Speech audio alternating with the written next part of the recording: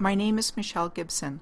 This video is based on a post from my blog on piercingtheveilofillusion.com, a word about golf courses. I believe that golf courses are specifically related to the cover-up of mound sites. Why would I believe that? When I received this map of the Washita Empire, I started looking up information on different places shown on the map. I noticed Jekyll Island had a yellow triangle next to it, indicating the presence of an earthen pyramid and/or mound complex. When I looked up Jekyll Island mounds to see them, this is what came up.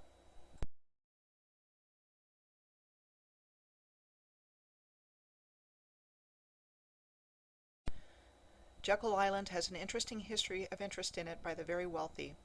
Even now it is owned by the state of Georgia and run by a self-sustaining, self-governing body. It became a retreat for the very wealthy in the late 1800s and early 1900s and was the place where the Federal Reserve System was created in 1910. I believe mound sites like this have a very special significance in the ancient advanced civilization. Considering that golf is a sport associated with the wealthy and powerful, it would stand to reason that they would rework these sites for their own purposes, like carving out sand traps from the mounds of the ancient ones. I believe they do this to continue to show dominance over the ancient civilization.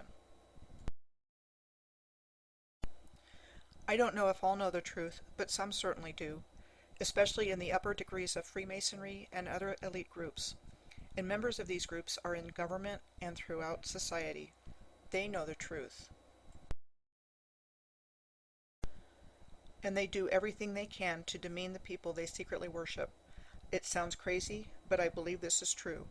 They have stolen the legacy of human beings of higher consciousness and pretend to be them while marginalizing and brutalizing them in the worst way.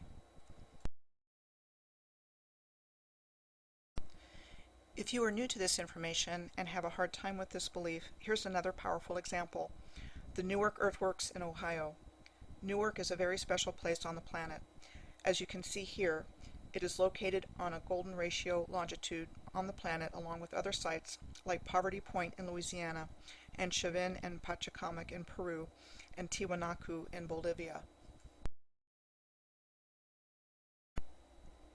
You have the same precise geometry and archaeoastronomy in earthworks like these in North America that you have in other countries. As a matter of fact, Carl Monk says in his video on the code that there is a correlation between Stonehenge and Newark. So building a golf course on the Newark earthworks is like building a golf course on Stonehenge. But they did it. These earthworks come into play on 11 of the holes. Since the historical narrative that we are taught leaves out the true history, known only to a few, no one knows about the abuses like these that have occurred and still occur. And I will definitely be talking more about that in future videos.